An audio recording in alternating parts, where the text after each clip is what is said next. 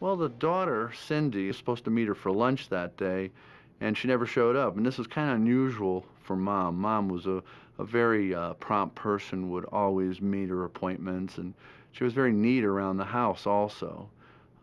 So there were some things that were out of place at the house that was just not like Ruby. Later that afternoon, the detective returned to the Morris residence to interview family. What's up, Panic Fam? I'm Hannah. And if it's 2 a.m., the lights are off and the popcorn is gone cold, you know, it's Panic TV time. Welcome.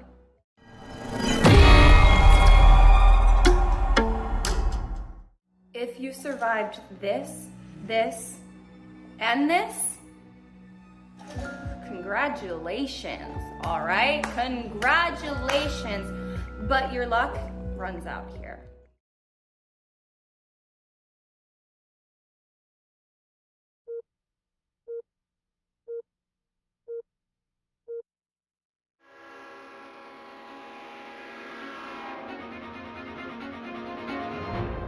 In Florida, a young woman is hit by a train. But what looks like a suicide might be a killer covering his tracks.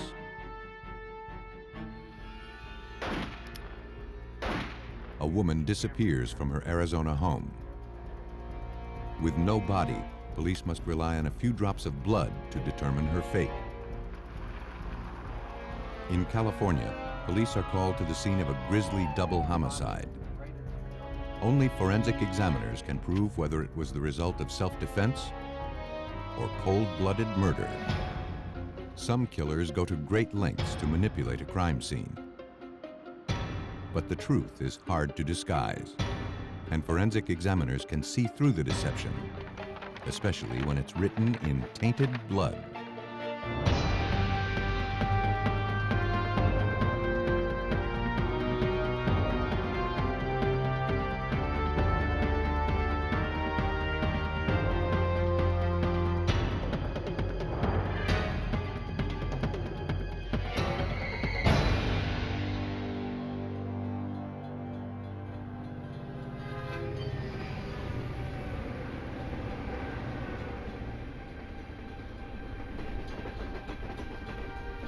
Around 4 a.m. on December 5, 1993, a freight train was passing through the small community of Crestview, Florida.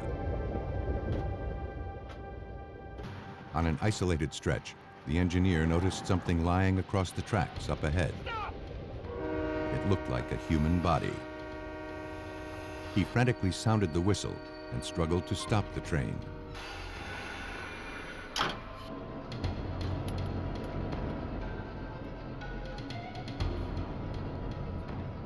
Underneath the 120-ton train, he discovered the lifeless body of a woman. The engineer quickly radioed in for help. Within minutes, police and emergency personnel from the Crestview Police Department were dispatched to the scene. The young female victim had suffered massive head and chest wounds.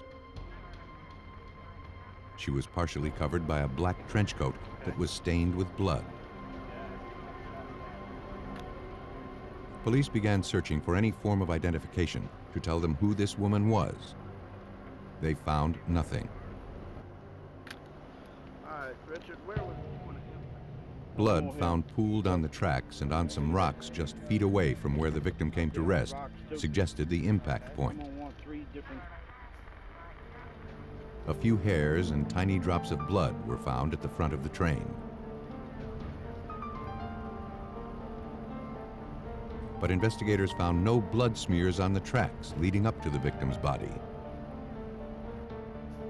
When questioned, the engineer told police that as he worked to stop the train, he believed that he made eye contact with the woman lying on the tracks.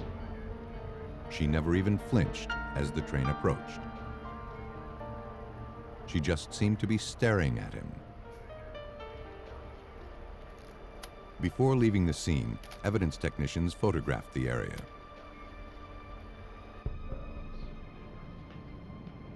At autopsy, the medical examiner determined the cause of death to be severe trauma to the unidentified victim's head and chest.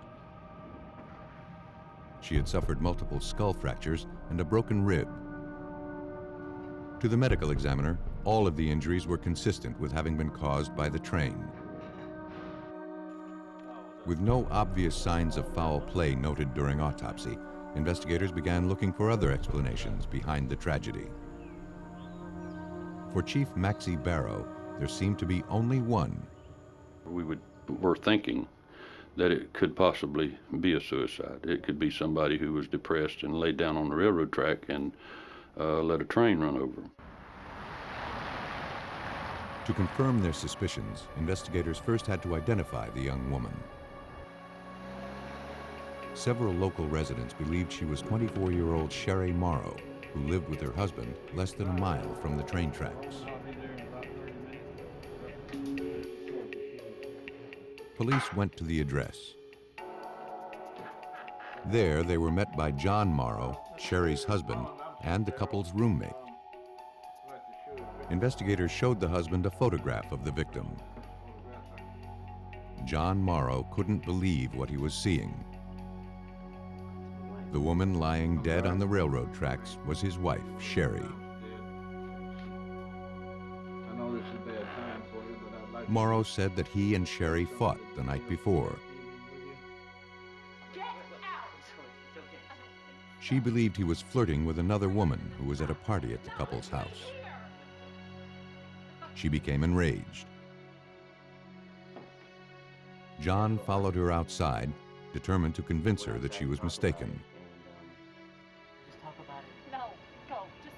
They walked up the street to a payphone. She was cold, so John gave her his trench coat.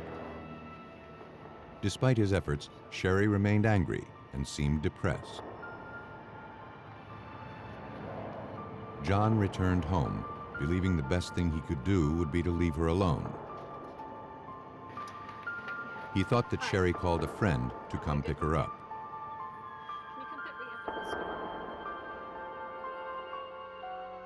John never imagined that she would take her own life. The couple's roommate corroborated John's story.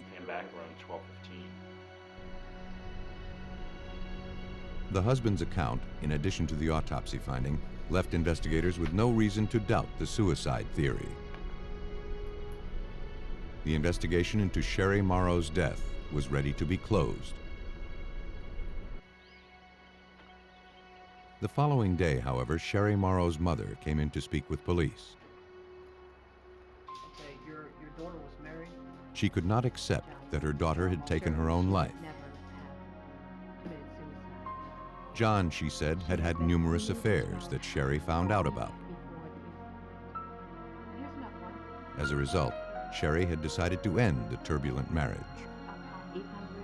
Recently, she had begun searching for her own place so she could be closer to her mother. And though Sherry was upset to learn of her husband's infidelities, her mother was certain that she would never have killed herself. In fact, Sherry was prepared for a costly divorce, which John desperately wanted to avoid.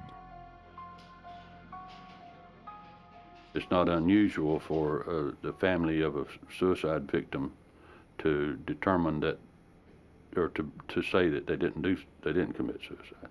But in the case of this victim, her mother was pretty convincing to me that that this victim didn't do that and wouldn't have done that. Despite their new suspicions, investigators found no evidence suggesting that Sherry Morrow had met with foul play. Almost a month after she was discovered along the railroad tracks, the young woman was laid to rest. Over the next several years, investigators interviewed dozens of Sherry's friends looking to uncover proof that she had been murdered. But they found nothing. The investigation into Sherry Morrow's death ground to a halt. The case was handed over to Crestview Police Lieutenant Jerome Worley.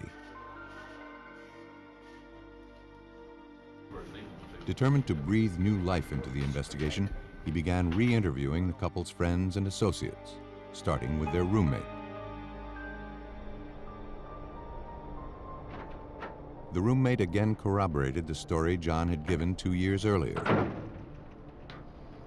On the night Sherry died, he said John followed her after she stormed out of the house in anger. But he returned soon after and never left the house again. Detectives sensed that the roommate wasn't telling the truth. Under threat of prosecution, he changed his story.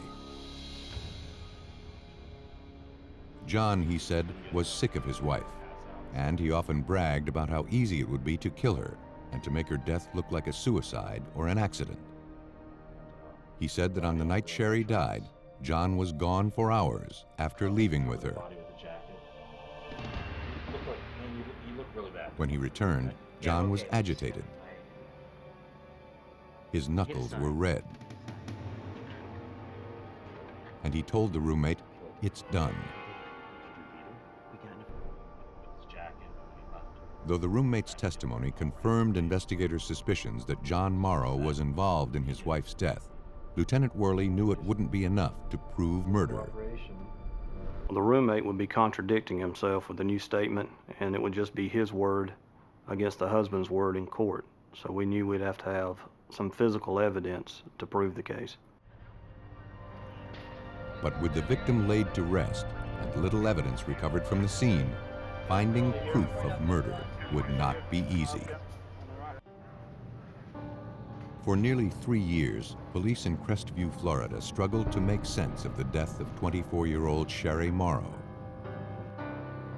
Though all of the evidence suggested she had taken her own life by lying in front of an oncoming train, investigators suspected that her husband, John Morrow, had murdered her. But they didn't have a shred of proof. Investigators forwarded what little evidence they had to the Florida Department of Law Enforcement Crime Lab in Pensacola. There, examiner Jan Johnson, an expert in bloodstain pattern interpretation, began examining photographs of the scene and the victim's clothes. Starting at the place where Sherry was struck by the train, Johnson began analyzing the bloodstains. Generally speaking, if you would have a body lying on a railroad track and the body's still, there's no movement. So therefore, when the train would strike the victim, you would have spattered blood at that point of impact. But in the photographs, there was no blood spatter at that spot. The blood was pooled. For Johnson, the only way to explain the findings was that Sherry was already bleeding when she laid down on the tracks. The lack of any blood smeared along the tracks leading up to Sherry's body was also troubling. If it was a train striking a woman lying on the railroad tracks, I would expect to see a trail of blood leading from the point of impact to the final resting place. In fact, no bleeding had occurred from any of the wounds caused by the train. That would only make sense if she was dead at the point of impact. Once your heart stops, the blood flow ceases. So therefore, any injury that occurs after that fact, you will have very little bloodshed. But if the train hadn't killed her, the question remained, what had? To find out, Johnson began analyzing the bloodstains found on the victim's clothes. She found blood spatter on the victim's t-shirt that didn't correspond to any of the head injuries noted in the original autopsy report.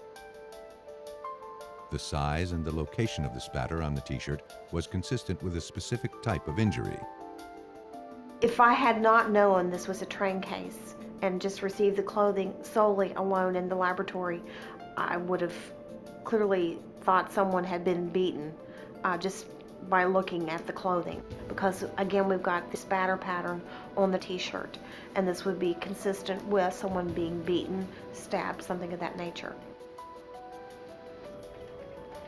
Johnson passed on her findings to Crestview Police. The forensic analysis convinced detectives that Sherry Morrow had been murdered.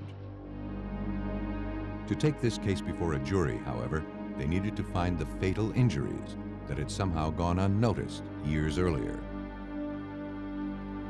3 years after she was laid to rest, Sherry's remains were exhumed and forwarded to the medical examiner for a second autopsy. A new medical examiner began looking for evidence of homicide. On the back of the victim's skull, he found injuries consistent with blunt force trauma. And the wounds were not consistent with any of the injuries caused by the train. Any particular wound?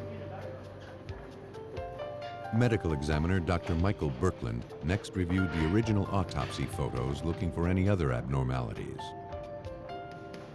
He noticed strange bruising on the victim's neck that had not been noted in the original autopsy reports. X-rays revealed the presence of a broken hyoid, a bone in the neck located at the base of the tongue. Dr. Berkland didn't believe that the train could have caused the injury. It would be extremely unlikely that the train could have struck her in such a way to fracture the hyoid and leave the jaw intact, because it is such a protected structure up high in the neck, back behind the jawbone. The most reasonable explanation for the broken hyoid was that Sherry Morrow had been strangled. The blunt force trauma injuries found on the skull and the broken hyoid bone gave investigators the evidence they needed to prove that Sherry Morrow had been the victim of a homicide. And though investigators suspected that her husband, John Morrow, had committed the murder, they needed to find a way to link him to the crime scene. Walking in between the tracks was this couple. Though several years had gone by, police tracked down all of the railroad engineers who had passed through the area on the night Sherry was murdered. One immediately recognized photographs of John and Sherry Morrow. The couple, he said, were walking dangerously close to the tracks. They appeared to be having a bitter argument and seemed oblivious to his warnings. The engineer specifically remembered that the man, identified as John Morrow, had been wearing a black trench coat. On April 29, 1997, John Morrow was placed under arrest and charged with first-degree murder. Though he maintained his innocence, police believe that when Sherry decided to end the marriage, the stress of a divorce was too much for him to bear. If you decide to answer questions now. As the couple argued while walking along the railroad tracks, John grabbed a blunt instrument and struck Sherry in the back of the head. But when she failed to lose consciousness, he finished the job by beating and then strangling her, breaking her hyoid bone in the process. Then he laid her bleeding body on the tracks and covered her with the blood-spattered trench coat. Sherry likely died within a few minutes. A jury convicted John Morrow of murder and sentenced him to life in prison without parole. John Morrow tried to deceive investigators by disguising his victim's cause of death. In a suburban community just north of Phoenix, Arizona, investigators would have to prove murder without the victim's body. On the evening of June 4th, 1989, Maricopa County Sheriff's deputies were called to the home of Earl and Ruby Morris. The couple's daughter, Cindy, was concerned that something had happened to her 49-year-old mother, Ruby. The two had made plans to meet that day, but Ruby failed to show up. When Cindy stopped by to check on her, she found her parents' bedroom was unusually messy. This is all wrong. And as soon as I saw that, And she noticed that their .22 caliber handgun was missing. Do your mom or dad do any kind of recreational shooting? She said that her father, Earl, was currently in Los Angeles, California, but he would be back early the next day. But by the following morning, neither Ruby nor her husband, Earl, had returned home. Maricopa County Sheriff's Lieutenant Lee Luganbuehl was asked to look into the case. After reviewing the daughter's statements, he agreed to open a missing persons investigation.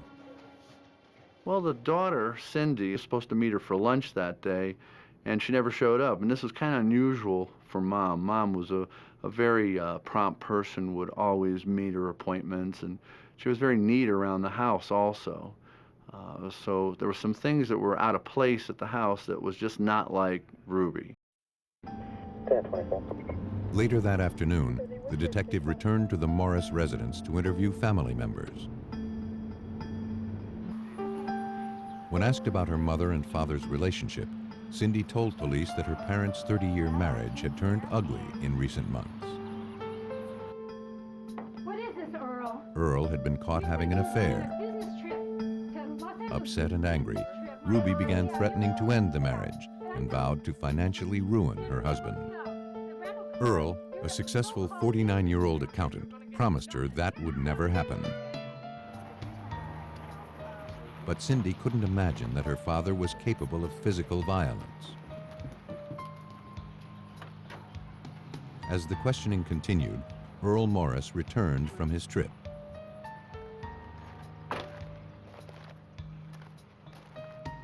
Cindy commented that he wasn't driving his own car. Morris? Yes, sir. Earl explained that his car, an 𝐂𝐼𝐿 had broken down some 200 miles from home on the drive back from Los Angeles. After several hours stranded on the road, he managed to hitch a ride to Phoenix Sky Harbor Airport. There, Earl said he rented a car to get home. But almost immediately, the detective was suspicious of Earl's story. I looked at his clothes and his general demeanor too. He was neat. He didn't appear to be out, trying to flag down a car. He was all put together. The detective also noticed new airport tags on Earl's luggage, suggesting he had flown, not driven, from California. And the luggage tags originated from San Diego, not Los Angeles. With his suspicions raised, the investigator questioned Earl about Ruby's disappearance. Though he couldn't explain why the couple's .22 caliber gun was missing, he seemed unconcerned about his wife's whereabouts. Ruby, he said, would often take off for days on end without a word. Earl told me he didn't think it was unusual for Ruby to be gone for a couple days, that she had the wherewithal, credit cards, be able to go out, visit other people, and to leave. So he, again, was saying like it was no big deal that she was gone. 10-4, 20. Investigators felt differently. Looking to corroborate Earl's story, they began searching the interstates for his broken-down 𝐿𝐶𝐼𝐿. But hours of driving turned up no signs of the vehicle, and there were no records of it having been towed. An APB was issued for the car. A short while later, Earl Morris's 𝐿𝐶𝐼𝐿 was located.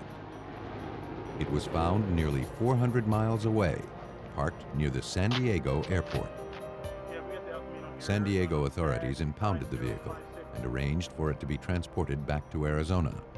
Ugh, I swear my neighbors think I'm probably getting murdered right now. All right, thanks. Bye. For investigators, it was now clear that Earl Morris's story was a lie. To find out what he was hiding, they obtained a search warrant.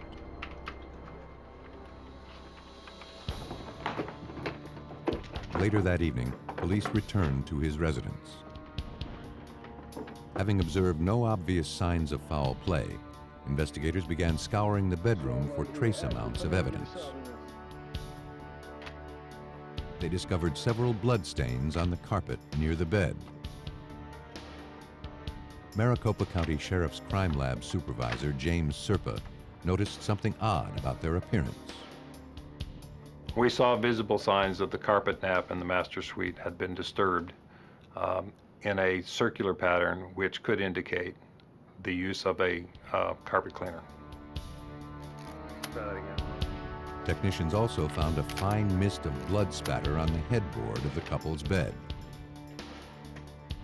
The evidence was collected and forwarded to the crime lab for analysis. For investigators, the discovery of so much blood was not encouraging. The amount of blood in the master suite was a significant amount of blood, and someone would have been at least direly wounded, if not deceased. Though investigators believed that someone was Ruby Morris, they soon learned that the blood recovered from the house was too degraded for a definitive DNA analysis. Technicians began scouring Earl Morris's vehicle for clues. The search revealed the presence of several large bloodstains on the passenger side carpet. The samples were collected and sent out for DNA testing. Though the analysis would take time, police speculated that Earl Morris had murdered his wife, then transported her body in his El Camino. And that meant Ruby's body could be anywhere between Phoenix and San Diego. As investigators began the daunting task of trying to pinpoint Ruby's remains, one of the couple's daughters came forward with information. Earl owned a boat, and he kept it docked in San Diego. Believing there had to be a connection, police contacted authorities there. A few days later, San Diego Harbor Police forwarded a video cassette to Maricopa County investigators. The tape, shot the same day that Ruby was reported missing, showed a boat burning at sea. And authorities had positively identified it as belonging to Earl Morris. For detectives, the significance was clear. We speculated that Earl rented another boat to tow out his boat and actually set it on fire to hide the body of Ruby and also the murder weapon at that time. The boat ultimately sank in treacherous waters too deep to be recovered. Despite the clumsy lies Earl Morris was telling police, it looked like he just might get away with murder. Detectives in Maricopa County, Arizona, were convinced that Earl Morris had murdered his 49-year-old wife, Ruby, and then entombed her in a watery grave several hundred miles away off the California coast. But without a weapon or the victim's body, they would have to rely on the forensic evidence to prove murder. And first, they would have to show that blood found in Earl's El Camino belonged to his wife.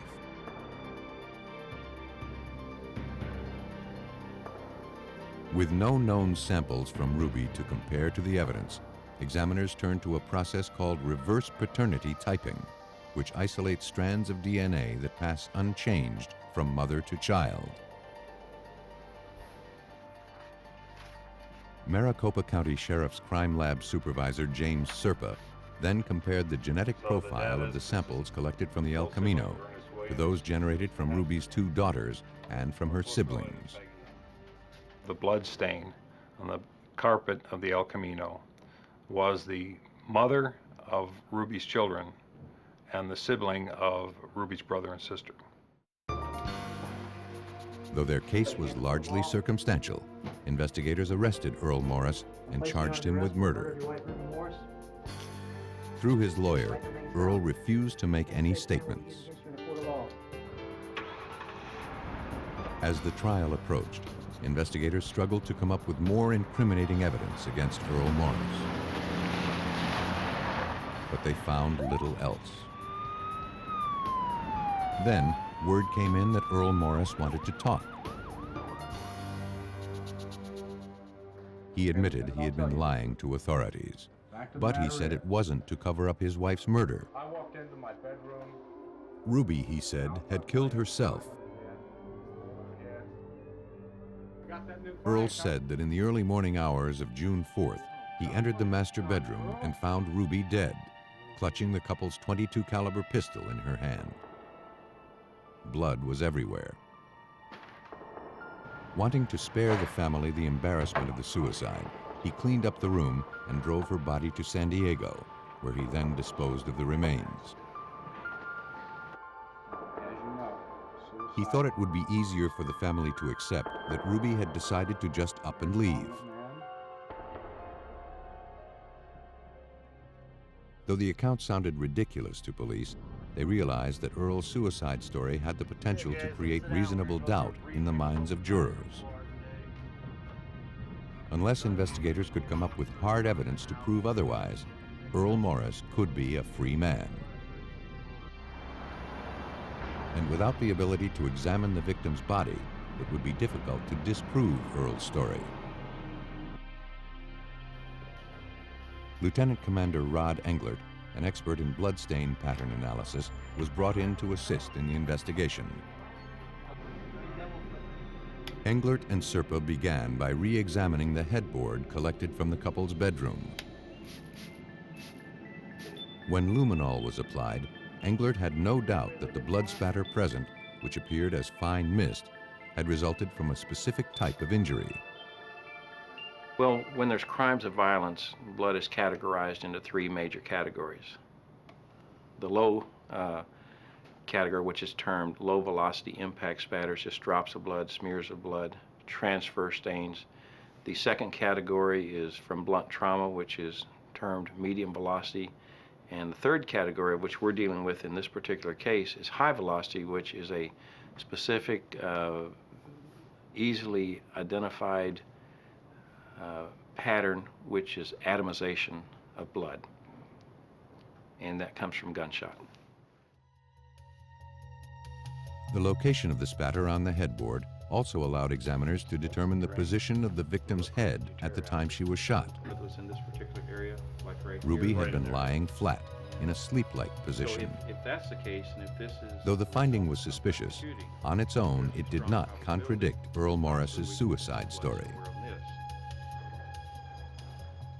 After thoroughly photographing the bloodstains, Englert began looking for any abnormalities in the patterns. Something immediately caught his attention. As you look at the headboard, a left to right direction, you have a pattern of blood going up that direction, you have another pattern of blood overlapping it and going in another direction. So you have there two conditions that don't occur at the same time. The bloodstain patterns indicated that Ruby had been shot at least twice. And if she had taken her own life, as Earl claimed, that would have been difficult to do. Well, first of all, Ruby Morris would have to been able to cock the hammer on the gun, which I'm told was a single action revolver 22. After a shot to the head, to a large source of blood, would have to be able to cock it again and possibly even a third time. And that's not likely. Investigators agreed. Based on the forensic analysis, there could be little doubt that Ruby Morris had been murdered. Police believe that to avoid the financial ruin from a divorce, Earl Morris chose to kill his wife. As Ruby lay sleeping in the couple's bed, he pulled out the .22 caliber pistol and shot her several times in the head.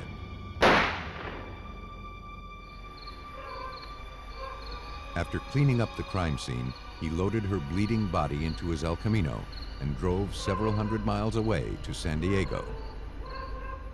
Once there, he loaded her body and likely the murder weapon onto his boat. He set the craft on fire, returned to shore, and began the process of covering up his crime. With the help of Rod Englert's blood spatter analysis, Earl Morris was convicted of first-degree murder and sentenced to life in prison. Earl Morris tried to explain his wife's death by creating a story about suicide. But sometimes murderers admit killing their victims. And the story they tell investigators is one of self-defense.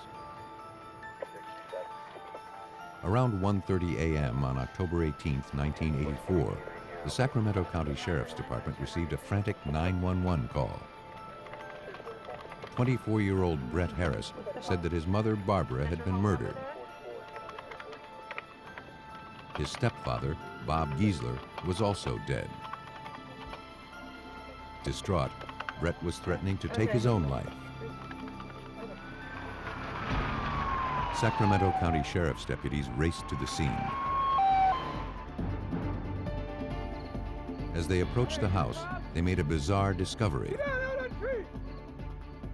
A man, identified as Brett Harris, was hiding in a tree. After talking him down, one of the officers made his way into the residence. Come on over here. Come on out. In the master bedroom, he discovered a gruesome scene. A woman lay dead on the mattress, and on the floor nearby was another lifeless body.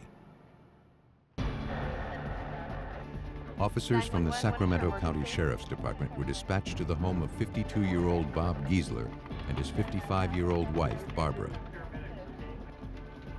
The couple had been brutally murdered.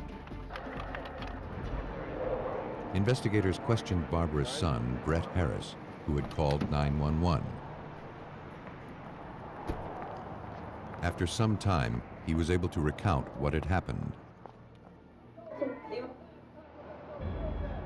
Brett said that around 1:30 a.m., he heard a commotion and then a scream coming from his parents' bedroom. When he entered their room, he saw his stepfather standing above his lifeless mother. He saw an axe handle lying on the floor. As he went to grab it, his stepfather then attacked him with a box cutter. Brett said he managed to overpower him, and in self-defense, he beat his stepfather to death. The young man was transported to the police station. Evidence technicians made their way into the bedroom.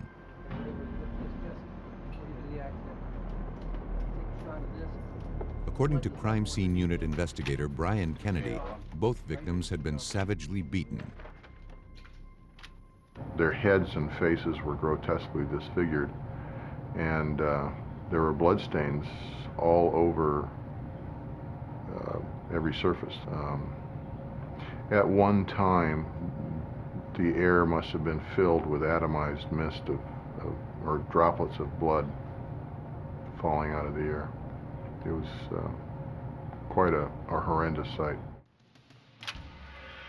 Technicians began looking for evidence to help them reconstruct what had happened inside the room.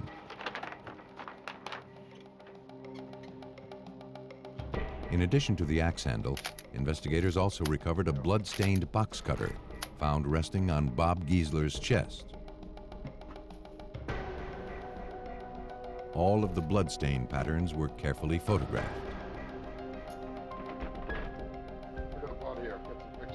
As the search of the house continued, officers followed a trail of bloody shoe prints that led from the bedroom to the kitchen. The trail stopped in front of an opened utility drawer. Unsure what to make of the findings, officers created a visual record of the evidence.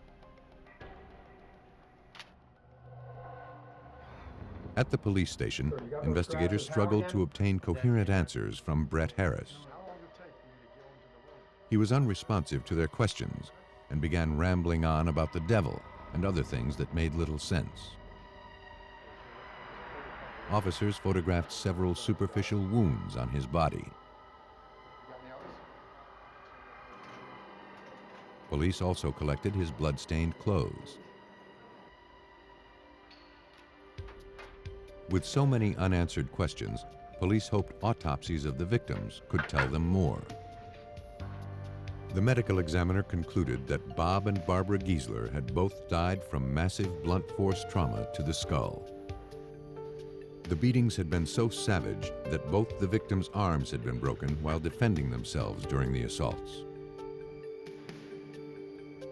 Special Assistant Attorney General David Drewliner followed the investigation.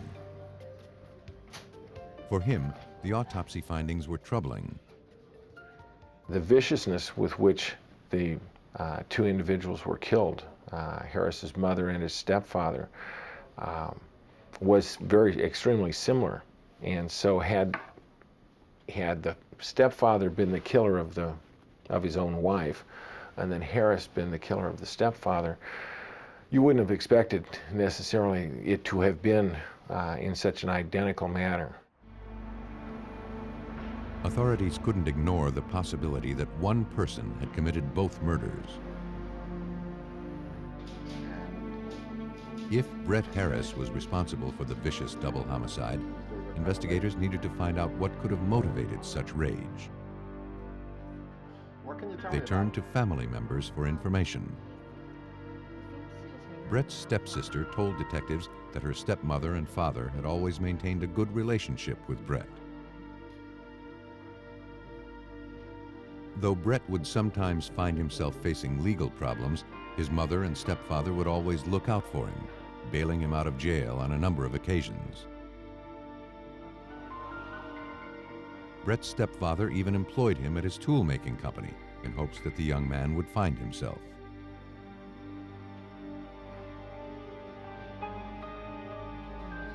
Though Brett suffered from a psychiatric condition, his stepsister said that he had made progress in recent months, and with the help of medications, his prospects for the future were promising. She added that Bob and Barbara's relationship was strong, and she could not imagine that her father would ever hurt her stepmother. Nothing investigators had learned jibed with Brett Harris's version of events.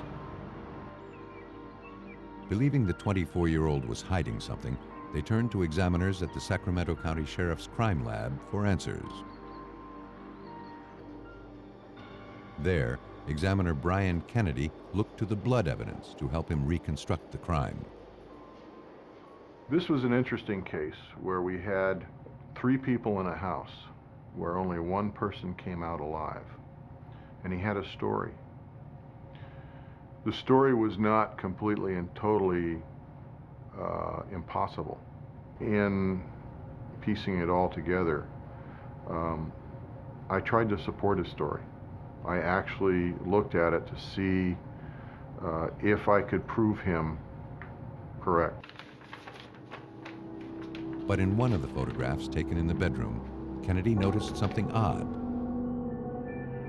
Though the entire room had been saturated with the victim's blood, the carpet underneath the stepfather's body was clean. For Kennedy, there seemed to be only one way to explain that fact. He goes down onto the floor, and he's incapacitated and shields the floor from any blood that would come from his wife. And so we know that he's down first because she's then attacked and her blood covers the rest of the room. And we can put her blood on top of him, but we can't put it underneath him. The finding contradicted Brett's story that his mother had already been bludgeoned and was bleeding by the time he entered the room. With the evidence now pointing to Brett Harris as his mother's killer, Kennedy began analyzing bloodstains on his clothing for proof. But serological tests showed that all the blood on his clothes had originated from the stepfather. Kennedy now wondered if it was possible for Brett to have bludgeoned his mother while avoiding getting her blood on him. To find out, he devised a blood spatter experiment. Simulating the assailant's position, he began striking sponges soaked with blood with a wooden instrument, looking to see how the resulting blood spatter would stain his clothing. The results surprised him. The first couple blows, I actually turned my head to the side so I wouldn't get a full face of spatter. And I found out I wasn't getting anything. I just started relaxing and letting it go. I started beating it even harder, and it was all going out to the sides. Very little was coming back at me, if any. Kennedy had successfully demonstrated that Barbara's assailant could have avoided being spattered by her blood. And coupled with the other findings, it was clear that Brett Harris's story was a lie. So the bottom line is, the two deceased people who couldn't speak for themselves spoke volumes with the bloodstain patterns that were produced from them. And I was unable to support or substantiate anything that the defendant had said. After being charged with 2 counts of first-degree murder, Brett Harris underwent a psychiatric evaluation. He now admitted to both killings, but claimed it was in self-defense.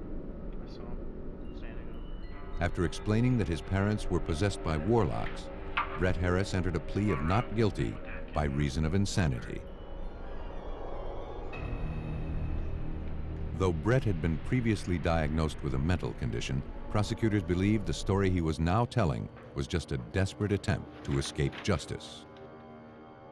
He wasn't insane, and by that I mean, did he know what he was doing? Did he know that he actually was killing human beings? And did he know that it was wrong? And there was no doubt as to the answer to those questions was yes and yes. He knew it was wrong, otherwise why did he call 911 immediately after it? He knew it was a crime. But to win a murder conviction, authorities needed to find physical proof that the cold-blooded murders were not the result of an insane mind. Forensic examiners in Sacramento, California had proven that 24-year-old Brett Harris had brutally bludgeoned his mother and stepfather to death. After being charged with 2 counts of first-degree murder, the suspect told psychiatrists that warlocks possessed both Bob and Barbara Giesler, and he killed the couple in self-defense. Brett Harris entered a plea of not guilty by reason of insanity. To prove that he was lying in order to avoid the death penalty, authorities turned once again to the forensic evidence. If you could slap one character for their dumb decisions, who would it be? Huh? Go on. Vent in the comments. I can't wait to read. Examiner Brian Kennedy began looking at all the physical evidence recovered from the crime scene, looking for anything that could demonstrate that Brett Harris knew what he was doing at the time of the murders. He focused on the box cutter found on Bob Giesler's chest. After reviewing the autopsy reports, Kennedy believed it was unlikely that the box cutter could have been used as a weapon against Brett, as he had previously claimed. Both of our victims had broken arms. If you're defending yourself with your arms and you've got holding something and it's severe enough to break the arm, you're going to lose control of whatever's in your hand, most likely. I doubt seriously you can hang on to it. For somebody to have their arm broken and then place it on their chest is not likely. Believing that Brett Harris had staged the crime scene to throw investigators off his trail, Kennedy next looked for a way to explain the box cutter wounds found on his body. This looks like somebody has self-inflicted these injuries because they're in the right place. For a right-handed person to cut himself on the left arm, to cut himself on the right cheek, to cut himself from left to right across his chest. So it's all very consistent with staging his own injuries. The forensic findings provided irrefutable proof that Brett Harris had gone to great lengths to conceal his guilt. And for prosecutors, those are not the actions of an insane man. He physically changed the crime scene in anticipation that the police are coming to the crime scene. So he tries to fool law enforcement. Why do it? Why come up with any sort of explanation? He wouldn't have to. Be honest. Did you watch the last scene through your fingers? Comment yes or no. Though unsure of the motive, police believe that on October 18, 1984, Brett Harris snuck into the couple's room as they slept in their bed. Using an axe handle, he bludgeoned Bob and Barbara Giesler to death. After finishing the kill, he made his way into the kitchen, sliced himself with a box cutter he took from the utility drawer, and returned to the bedroom to plant the evidence. Confronted with the evidence, Brett Harris withdrew his insanity defense. He pled guilty to 1 count of first-degree murder and 1 count of second-degree murder. He was sentenced to 41 years to life. Killers skilled at the art of deception hope to confuse investigators by manipulating a crime scene. But forensic experts can find justice for victims of homicide by seeing through a murderer's lies, which are written in tainted blood.